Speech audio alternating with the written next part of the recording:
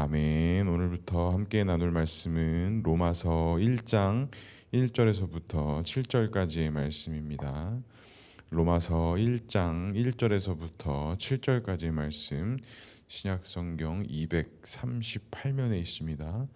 로마서 1장 1절에서부터 7절까지의 말씀, 우리 한 절씩 교독하고 마지막 절은 함께 읽겠습니다. 1절 제가 먼저 읽겠습니다. 예수 그리스도의 종 바울은 사도로 부르심을 받아 하나님의 복음을 위하여 택정함을 입었으니, 이 복음은 하나님이 선지자들을 통하여 그의 아들에 관하여 성경에 미리 약속하신 것이라. 그의 아들에 관하여 말하면 육신으로는 다윗의 혈통에서 나셨고 성결의 영으로는 죽은 자들 가운데서 부활하사 능력으로 하나님의 아들로 선포되셨으니 곧 우리 주 예수 그리스도시니라. 그로 말미암아 우리가 은혜와 사도의 직분을 받아 그의 이름을 위하여 모든 이방인 중에서 믿어 순종하게 하나니, 너희도 그들 중에서 예수 그리스도의 것으로 부르심을 받은 자니라. 함께 읽겠습니다. 로마에서 하나님의 사랑하심을 받고 성도로 부르심을 받은 모든 자에게 하나님 우리 아버지와 우리 주 예수 그리스도로부터 은혜와 평강이 있기를 원하노라. 아멘. 오늘도 말씀과 기도의 자리에 오신 성도님들을 사랑하고 축복합니다. 본문의 말씀을 통해서 또 주님의 귀한 음성 듣는 시간 되기를 소망합니다. 에스겔을 잠시 중단하고 이제 9월 달부터 로마서의 말씀이 시작이 됩니다. 로마서는 우리가 잘 알고 있듯이 사도 바울이 기록한 성경이고요. 기독교의 어떤 근간인 많은 신학적 요소들을 담고 있고 신학의 교리들을 담고 있는 곳이 바로 이 로마서입니다. 특별히 바울이 가지고 있었던 수많은 어떤 경험들, 또 그가 가지고 있었던 유대인의 풍부한 지식, 또한 이것이 부활하신 예수 그리스도를 만난 이후에 회심의 사건을 경험한 바울이 어떻게 보면 기독교의 가장 뿌리가 될 수 있는 여러 가지 구원론이라든지 또 기독론이라든지 특별히 교회론에 대해서 많은 이야기들을 담고 있는 것이 이 로마서의 내용이라고 할 수 있습니다. 첫 번째로 살펴볼 것은 바울은 자신이 무엇으로부터 부름을 받았다라고 말씀합니까? 2절에 보면 이렇게 말씀합니다. 이 복음은 하나님의 선지자들을 통하여 그의 아들에 관하여 성경에 미리 약속하신 것이다 라고 말씀하면서 1절에 예수 그리스도의 종 바울은 사도로 부르심을 받아 라고 이렇게 말씀합니다.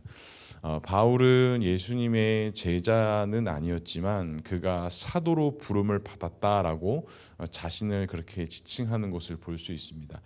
그렇게 보면 사도 바울의 두 가지의 부름을 있었다라고 볼 수 있습니다. 그들 고향 사람 유대인에게 부름을 받았던 것과 또 한 가지는 이방인들 속에서 알려진 자로 이제 바울로서 불려진 부름이 있죠. 그래서 바울이 회심하기 이전에는 사울로서 율법에 전통한 자였고 많은 풍부한 지식과 많은 것들을 알고 있는 그 사울이 예수님을 만나 바울이 되는, 회심이 되는 그런 두 가지의 부름을 가지고 있었던 것이 이 바울이 가지고 있었던 특별성이라고 볼 수 있습니다. 그러면서 우리가 알 수 있는 것은 이 사도로 부름을 받는다라는 것은 쉽지 않다라는 거예요. 예수님 때에서도 보면 제자들 외에는 사도로 부름을 칭한 적이 없으십니다. 많은 사람들이 예수님의 제자로 따랐지만 누가복음 6장 13절에 보면 그 12제자를 불러서 사도로 부르고 칭하였다라고 말씀하신 본문의 내용들이 있거든요. 그러니까 이 사도로 부름을 받는다라는 것은 당시 정서로서 예수님과 함께한 자들, 특별히 예수님의 죽음과 부활을 목격한 자들이 사도이다라고 이렇게 부름을 받았다라고 그렇게 지칭하였습니다. 근데 바울이 어떻습니까? 바울도 보면 다메섹 도상에서 부활하신 예수님을 만난 이후에 그의 모든 삶과 모든 신앙의 관점들이 회심된 사건들을 통해서 이 바울도 사도로 부름을 받았다라고 그렇게 이야기를 합니다. 그러니까 단순히 보냄을 받고 단순히 부름을 받은 것으로 끝나는 것이 아니라 그 사도라는 것은 그의 더 특수한 어떤 사역들이 그에게 주어졌다라고 이렇게 이야기할 수 있죠.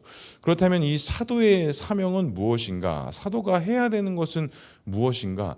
요한복음 20장 20절에 보면 예수님께서 이 제자들에게 이렇게 말씀하십니다. 아버지께서 나를 보내신 것 같이 나도 너희를 보내노라 라고 이렇게 말씀하세요. 그러니까 사도라는 것은 하나님께 보냄을 받은 자라는 거예요.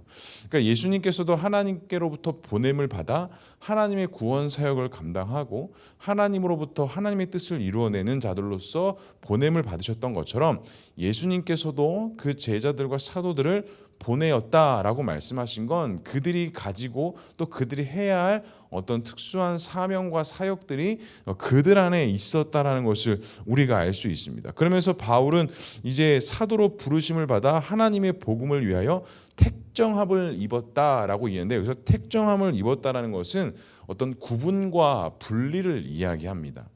그러니까 단순히 어떤 택함을 받았다라는 것은 그냥 어느 큰 무리 속에서 그냥 너 하나 선택할게 이 정도의 의미가 아니라 이것을 감당하기 위해서 그 무리와 분리되었고 구분되었다라는 것을 이야기해요.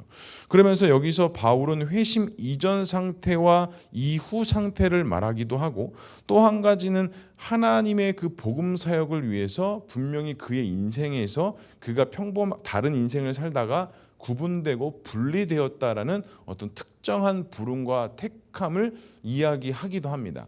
그렇다면 사도 바울은 이런 부름과 택함의 근거가 무엇이었느냐?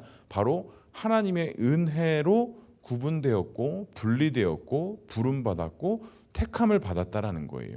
그러니까 하나님의 복음을 위하여 택정함을 입었다라는 것은 하나님의 강권적인 특별한 역사로 그는 사도로 부름받고 하나님의 사역을 감당하는 그리스도의 종으로 세워졌다라는 것입니다.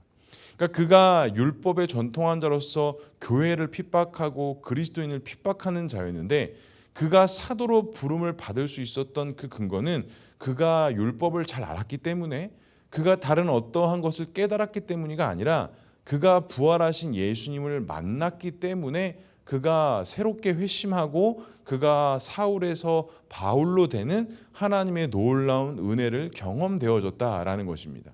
사랑하는 성도 여러분, 우리는 어떻습니까? 우리 역시도 어떻게 보면 사울과 같은 삶을 살다가 예수 그리스도의 그 구원의 은혜를 통해 바울됨의 역사와 은혜가 우리 안에 있지 않습니까? 그 하나님의 부르심과 택정함으로 우리를 구원하셨고 우리를 그리스도의 복음과 하나님 나라 영광을 위하여서 우리를 선택하신 거 아닙니까? 그럼 우리에게도 그 하나님의 특별한 부름과 택정하신 가운데 반드시 그 근거는 하나님의 은혜로 말미암아 우리는 구원받고 하나님의 자녀된 자의 삶을 살아갈 수 있다라는 것입니다.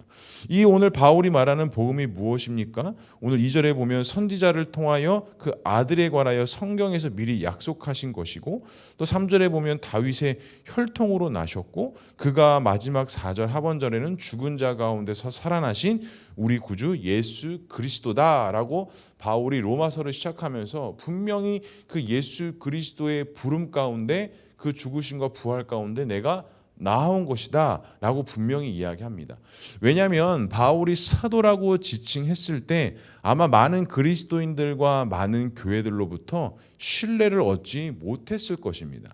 그 이유는 바울은 분명히 그리스도를 믿는 자들을 핍박하는 자였고 교회를 어렵게 하는 자였기 때문에 그가 회심 이후에 그가 사람들 앞에 나섰을 때 아마 처음에는 분명히 그를 신뢰하지 못하고 어떤 믿음도 얻지 못했을 거예요. 근데 바울이 로마서를 기록하면서 그가 가장 먼저 밝힌 것은 자기가 사도로 부름을 받고 자기가 회심한 근거는 바로 십자가에서 죽으시고 부활하신 예수 그리스도를 내가 만났고 경험했기 때문에 내가 회심하였고 내가 부름을 받았고 나도 이제 변하였다라는 것을 자신의 신앙의 고백들을 바울이 지금 분명히 내비치고 있는 것입니다.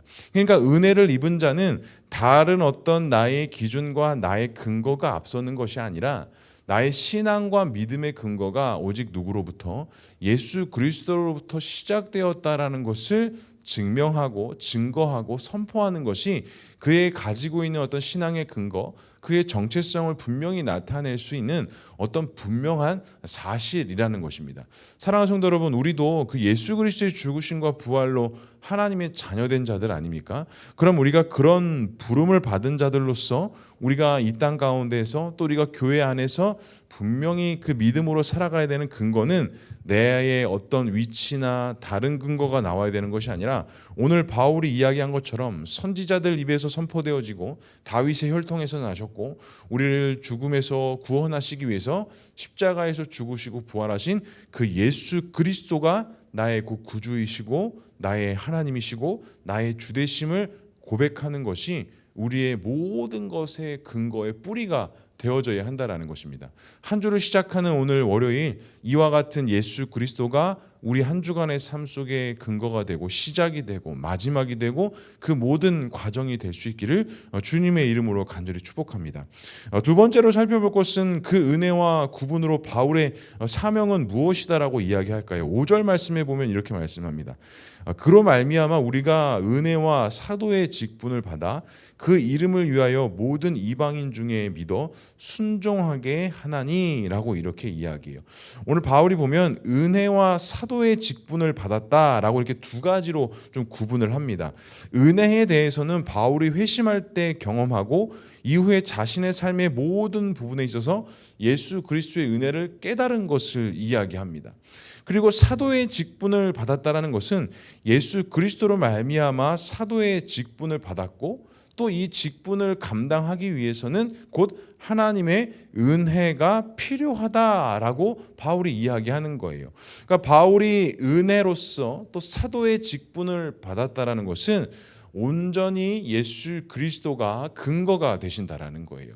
그리고 결정적으로 그 5절 하반절에 이렇게 말씀합니다. 그리고 모든 순종은 믿음으로 순종하게 한다라고 말씀하시면서 그 예수 그리스도가 나의 구주가 되고 나의 구원자가 되고 나의 주인이 되는 것을 내가 믿는 것을 통해 내가 모든 것에 순종할 수 있다라는 바울의 어떤 믿음의 신앙 교리들을 이야기합니다. 그러니까 바울은 율법의 전통한 자로서 율법을 통해서 내가 어떤 믿음의 반열에 오르고 어떤 믿음 가운데 어떤 수준에 이뤘다라고 이야기하지 않고 자신이 그렇게 강조하고 잘하고 있었던 율법보다는 그 예수 그리스도를 만난 그 사건이 이 바울에게 있어서는 그 믿음의 근거다, 그 믿음의 증거다, 믿음의 확실함이다 라고 분명히 사도 바울이 밝히고 있는 것입니다. 그러면서 사도 바울이 이 로마서의 수신자였던 많은 유대인들과 이방인들에게 6절에 이렇게 말씀합니다. 너희도 그들 중에 예수 그리스도의 것으로 무엇을 받았대요? 부르심을 받았다라고 이야기해요.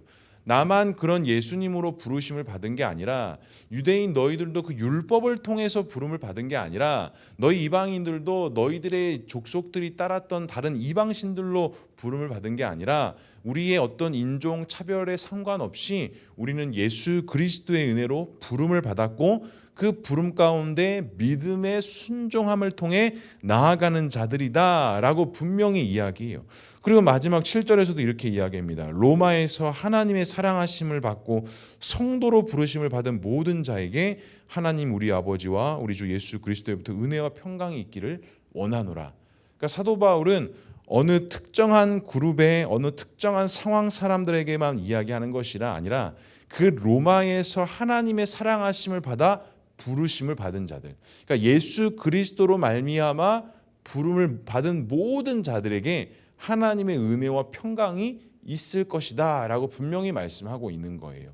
그러니까 바울이 말하고 있는 지금 믿음, 어떤 구원론 이런 것들이 어떤 근거나 혈통, 어떤 민족, 어떤 사상 이것에서 오는 것이 아니라 오직 그 예수 그리스도를 온전히 믿는 그 믿음 안에서 그 구원의 시작과 구원의 근거가 오직 그 예수 그리스도 안에 있다라는 것을 분명히 말씀하고 있는 것입니다. 성도 여러분, 오늘 하루의 그 근거가 무엇이겠습니까? 내가 어떤 직장이 있기 때문에, 내가 부모이기 때문에, 내가 무엇을 알기 때문에, 내가 어떤 경험들을 많이 했기 때문에 그렇지 않습니다. 우리의 모든 근거는 오직 예수 그리스도이십니다.